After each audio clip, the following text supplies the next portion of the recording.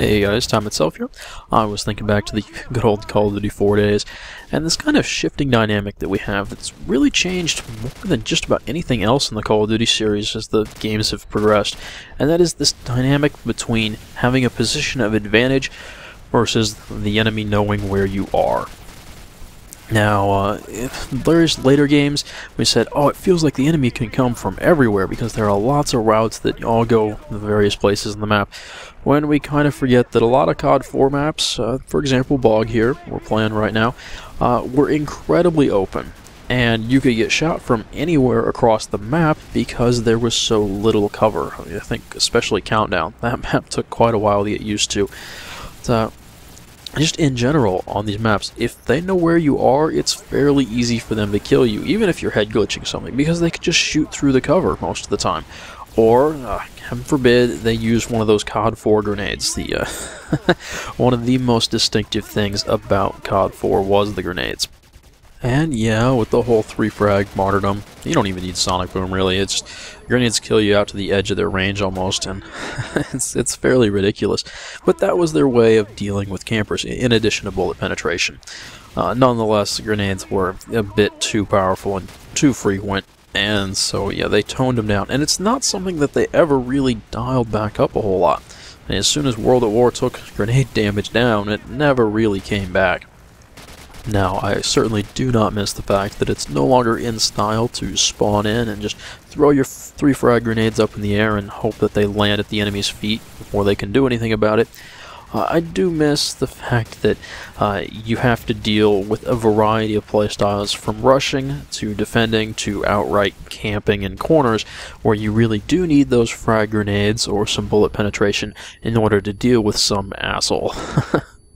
And as much fun as rushing is, if you can pick up a position of advantage and get a few kills from there, you're great. Just remember that as soon as the enemy figures out where you are, or even if it's just a popular spot, people may be throwing frags or shooting through the walls because, well, I've never recalled so many bullet penetration kills as I've had in this game. Now, where's my double? I've watched this a few times. There it is. I've never done that in any other Call of Duty game, and I miss it. Maybe it was the addition of Semtex. That's kind of easy mode for grenades, but it's so difficult to use a frag grenade on someone who's just rushing around. In fact, that was the typical solution to dealing with a team of people just throwing frag grenades. Rush them, get close, so that it's hard for them to frag you without fragging themselves, and problem solved for the most part, except for the martyrdom. That was goofy. Ugh. But then World at War, in addition to reducing frag damage and not letting you have 3 of them, it also introduced the sticky, essentially as mostly an anti-tank mine. That was what it was best at.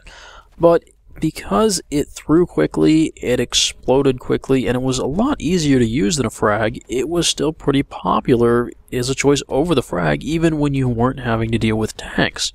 And eventually that got turned into the Modern Warfare 2 Semtex, which is completely easy mode, because the sticky grenade in World at War is less powerful than a normal frag, significantly so. You have to be fairly precise with it. Well, then you got Semtex, and, well, it makes the game faster paced. You don't have to wait to cook that grenade, you just throw it and go. And so we kind of lost that whole get in a good position to cook your grenade and then land it at some camper's feet. Let me pull out some Modern Warfare 3 footage to show how things are kind of different. There is a 2-story red brick building over here with a second floor that people really like to sit up in and look out of the windows. I know there's a guy up there. And if this was COD 4, I would rush up to that window, get underneath it so that he couldn't really see me, and then chuck a frag grenade up there for him, after cooking it nicely for him. Master chef indeed. And that would be the end of it. But here I can't really do that. First of all, I'm running Semtex because, honestly, it's more useful in this game, and it would probably just stick to the ceiling, and it would be even less effective.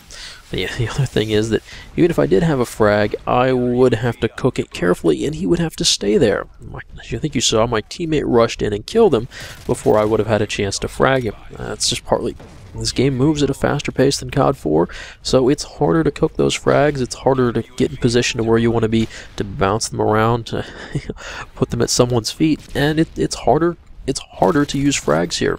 That's honestly one of the reasons why I go with Semtex most of the time. On the other hand, if you're looking to post up in God 4, you have to worry about how easy it is to bank grenades to land at your feet. You have to worry about which positions it would be easy to do that from, and then make extra sure that people don't manage to get in those places and then grenade you out of your spot.